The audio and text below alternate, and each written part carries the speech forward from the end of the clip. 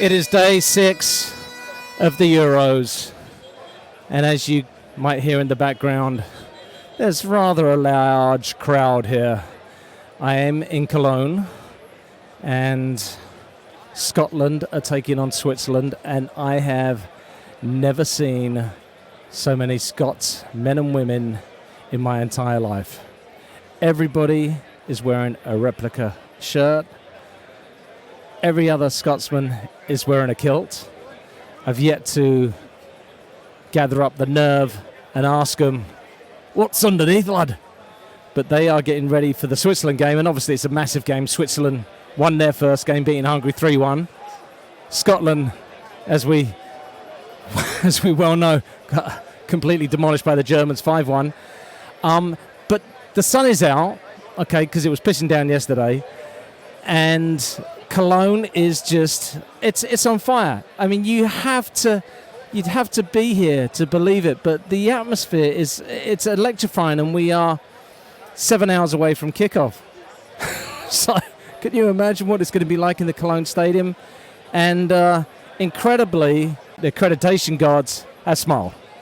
All right, I wasn't due to get a match ticket for the game tonight. I was going to have to watch it in the fan zone, which they've actually had to expand. There's now a street that's been cordoned off, and they've erected huge video monitors for the spillover, because there's close, I mean, I don't know if it's true or not, but I mean, it looks like it, but there's close to 150,000 Scots people. And there you can hear it. No Scotland, no party. I mean, it just really is. It's something so special. The early game is Croatia taking on Albania. I'm doing a match report for that. And then, of course, we have the hosts down in Stuttgart taking on Hungary. So it's a huge, huge day for Euro 2024. I think it's the day that the tournament is really, I mean, I think it's been on fire anyway. Look, let's be honest. I mean, last night I'm still got goosebumps, and everybody I've spoken to are raving about the game last night between Turkey and Georgia. Just the most ridiculous atmosphere I've ever experienced. But I think tonight might match it, because the Cologne Stadium is another fantastic stadium that keeps the noise in, and with the amount of booze that these Scots fans are putting away, I think they might be in fine voice. So, well, we're going to try and speak to some people today. I've got no idea what the quality of the conversations are going to be like. We'll definitely interview some people at the media zone. Yeah, maybe get some inebriated Scottish fans as well. Could be interesting. Anyway, I was going to talk to you about food and stuff, and the sandwiches. The sandwiches are great. I've not actually had a meal, which is it's quite something. Just haven't had time. Just on the road, and I just got word that I'm actually going to go to Berlin and Leipzig for a couple of round of 16 games, so I'm very excited about that. We got England tomorrow down in Frankfurt. Still waiting on a match ticket for that one, so once again, keep your fingers crossed. But here in Cologne, it's Scotland, it's Glasgow, it's Edinburgh, it's Perth, it's Aberdeen, it's Dundee, it's all of them, and it's one mega party. Well, I've just made it to the stadium, got on the tram, but the tram took a different route to the one I was expecting. But I was with a bunch of people anyway, and we got off in the middle of nowhere and walked through a really, really nice forest to get to the back side of the stadium. It was quite beautiful, actually.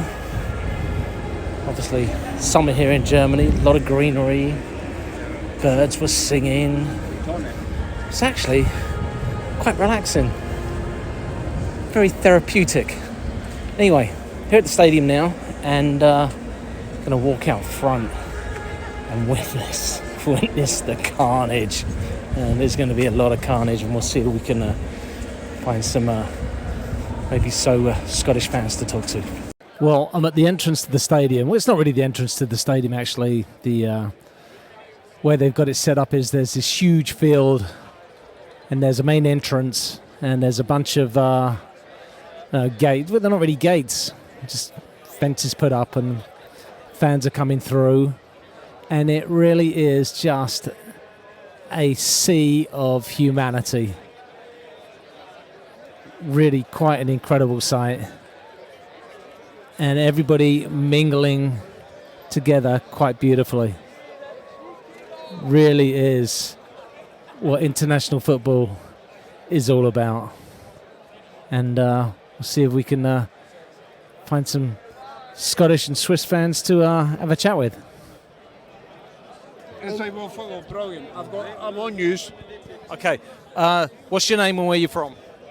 George Smart, Ross Douglas from Inverness. What does it mean for you to be here supporting your national team? Everything. Everything. Everything. How much money have you spent to come here? Doesn't matter. About the money. It's being here.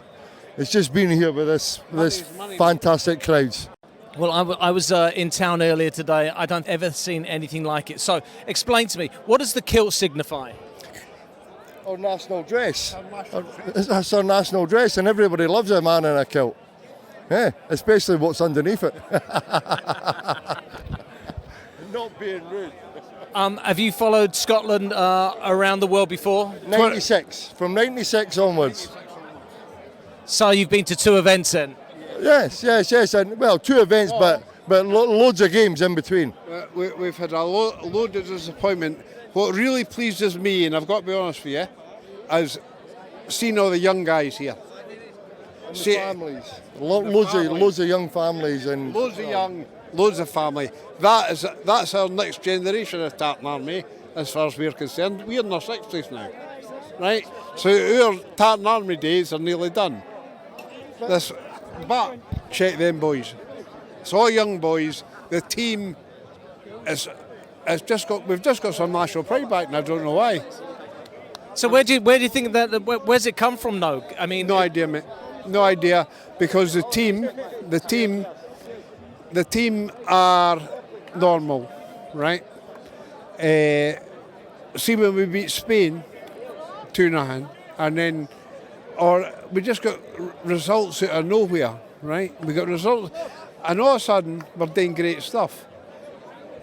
It's like anything else in your life. See, if you're doing well at your work, people start to follow you, and that's what these guys have done. They've done well at their job, so we're here. I go back to like 1978 and Archie Gemmill and Graham Souness and Bruce Rioch. I mean, those to me were all world-class players, and it seems like Scotland doesn't have the world-class players anymore. Why not? I've no idea, my friend, because we've got people who play at top-class clubs, Liverpool, Everton, etc., Man United and Celtic, who are constantly the champions of Scotland. I've no idea.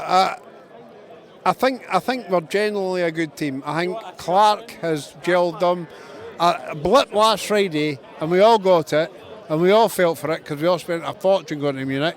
But we're all here. This is their night. This is Scotland's test, because we're all here for them. And what do you think the atmosphere in the stadium's going to be like tonight? Terrible. We'll all just have a cup of tea and a pie, and then go to smoking area when we go 1-0 in. Without a doubt, one of my favourite interviews of the tournament so far. Just fans who absolutely love their country. Well, taking a break, gone back into the media centre and caught up with Andy Elliott, who is the media officer for UEFA, and had a chance to chat with him about his role and the tournament and UEFA's role in the tournament. So something a little different. So Andy, obviously a massive event here, 24 countries, almost like 24 different languages. How on earth do you keep tabs on everything and keep the whole operation running so smoothly?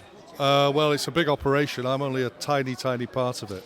But my colleagues who work for UEFA 365 days a year. They're everywhere, based all over the country. Some still back in Neon. And the planning has been in for years to get it right. You mentioned a certain name, Platini. He wasn't happy with how the media comms was going. How did you get involved? Well, I dealt with UEFA a lot in my previous role as a journalist. And then David Farrelly at the time, who was head of comms for UEFA, he and the former president, Michel Platini, felt that UEFA needed a more close relationship with the media. And so they came up with the idea of putting people actually in the countries where the media was important, was most vocal. And I was the guinea pig, really. And then we now have somebody in Italy, Spain, Germany, the big media markets. And our job is a combination of monitoring what the media is saying, alerting Neon to any issues that might be cropping up, and then answering any media queries, so helping the journalists with their job. So. What do you find are the biggest challenges? Because obviously, I'm here as a journalist, and it's pretty stressful. You're going from stadium to stadium. There's very little time to eat, let alone sleep, and I'm sure you get some very flustered people. So, what are the biggest challenges journalists face, and how do you deal with them?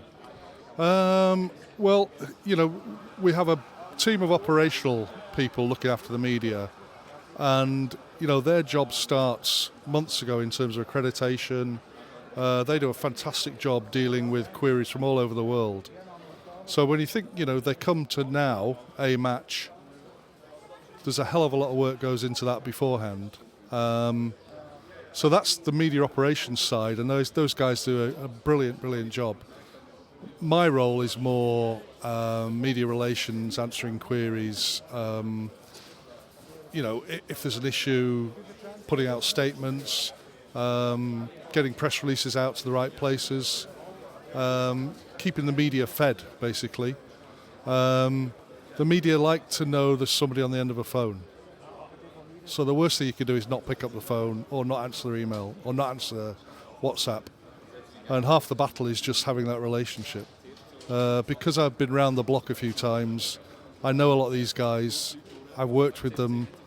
I've employed some of them in the past. So I know them really, really well. It's interesting that you use the term feeding the media, because the media's appetite is seemingly insatiable. How challenging is it to continuously give the media what they want, though? Because it always seems to me that it's the classic: you give them an inch, they want a mile. Yeah, absolutely. But you can only answer the question that's put in front of you. If we can't answer it, we can't answer it. We give them what we can tell them that we know at the time. There's never any suggestion you try and mislead them or deny them anything. That satisfies them some of the time, not all of the time, but a lot of the time. What do you love about the job? Just meeting the people and being among football. I've been a sports journalist for well into 40 years plus, and I just love being around journalists, around football, around the game. Most of my job is being in my office, answering queries on my laptop or on my computer. So the chance to come out for a few days and meet the media doing their job, it's absolutely invaluable to me, and it's a great buzz as well. And you've covered many tournaments. Do you have a particular favourite? I really enjoyed France. That was, a Euro done in one country. Lots of it focused on Paris, but a chance to get out and see people as well. But this is shaping up to be just as good. And obviously you're English. Soft spot for the Three Lions? Oh yeah, absolutely. But I'm of the generation that's had more than 50 years of hurt. So it'd be nice to see them win something before I shuffle off this mortal coil. Any chance it's going to happen at this tournament? I hope so. But England. England could go out next week. They could get to the final. It'd be lovely if they won it. I'd die happy then. Andy Elliott, a top man, and hopefully he's going to be my guardian angel when it comes to getting this ticket for the England game tomorrow. Come on, Andy. Come in there. Well, kick-off just minutes away, so let's head off into the stadium and give you a little flavour. So we're going to try something that we haven't done before, and that's do maybe some match analysis while the match is happening. I'm not sure if it's going to be too loud, but we're going to give it a try.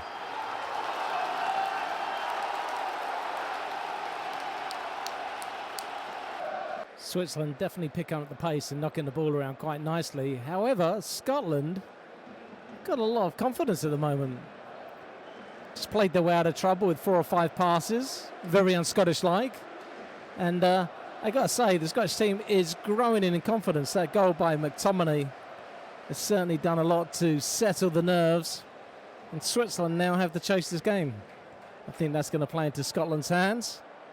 And 23 minutes in, halfway through the first half. And, oh, Scotland, no party. Oh, Scotland, no party. That's what they heard. That's what they're saying.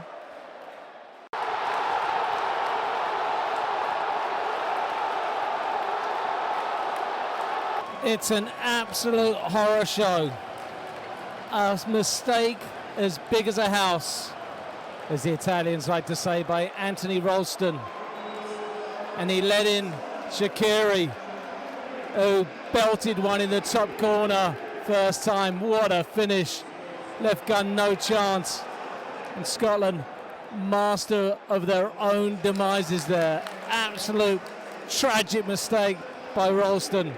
But to be fair, Switzerland were getting on top. But what a finish by Shaqiri. Oh, the little man with that left foot. Woo!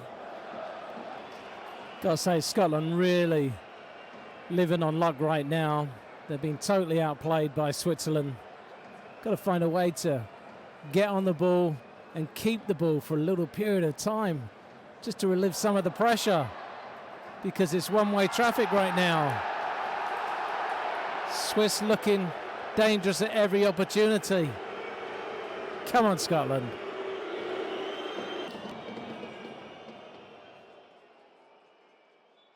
Well, 45 minutes in the books, and half-time analysis is something like this. Scotland are a very limited team. They desperately need a number 10. They need some creativity. You know, Billy Gilmour's a lovely player. He gets on the ball, he keeps things ticking over. But he's got no one to give it to. You know, Andy Robertson makes some forays down the left-hand side. Nothing really down the right, and Che Adams, you know, runs his bollocks off up top, but there's just nothing there. The one opportunity, they did score. McTominay got a nice deflection of Shah, but McTominay will claim it. But overall, Switzerland are by far the better team. By far. Better footballers, better ideas. I mean, they deserve to be back in the game. They should actually be winning the game. Gunn has made a couple of terrific saves to keep the Scots in it. Of course, Ralston makes the mistake as big as a house. But what a finish by Shaqiri, though. The little wizard who once plied his trade at Liverpool. First time curler into the top corner. It was just absolutely gorgeous. So I think Steve Clarke has obviously got a lot of work to do. Would Scotland be happy with a point? It wouldn't be the worst result in the world. I'll go with a prediction of 3-1 right now, but football's a funny game, and the best team doesn't always win. Halfway through the second half, and Scotland have created absolutely nothing. Switzerland have looked dangerous. Maybe this is the chance, though. Billy Gilmour. It's Akanji in the back. First shot in the second half. Unfortunately, Scotland have lost Kieran Tierney. His injury woes continue. Looked like a nasty one as well. I think he's done for the tournament. Right now, I think Scotland will happily take the 1-1. I did predict the Smiths to win 3-1. I'm going to still hold true with that, because I do think if they get the opportunity, they will put it away. Although, this is crazy. Scotland have been Much the better team for the last 20 minutes. What do I know about football? And so, 90 minutes in the books, and it finishes one apiece. And a couple of chances at the death, one for Switzerland, and I can't believe that Amdouni didn't score. An absolute sitter at the far post with his head, but he missed it wide. And then there was a great passage of play from Scotland. McGregor, great ball into the box. Robertson knocks it across the 6-yard box, but no one could get a touch. And it finishes up 1-1. So how did it finish 1-1? Well, football's a very simple game. Switzerland lost their way, and Scotland simply outworked the Swiss. Last 25 minutes, they outworked them. Switzerland, a far better team, much better technically, but they got outworked, and 1-1's a fair result. So Switzerland pretty much guaranteed to move on. Scotland's still alive. If they beat Hungary, who knows? Well, we do know this, that Scotland have recovered from that Munich mauling and they are still alive in the tournament. That's it for day 6. I'm absolutely knackered. It's time to go home. Tomorrow, off to Frankfurt. England taking on Denmark. They're not even watering down the beer, supposedly, so could be a hairy afternoon/evening in Frankfurt. I'll catch up with you all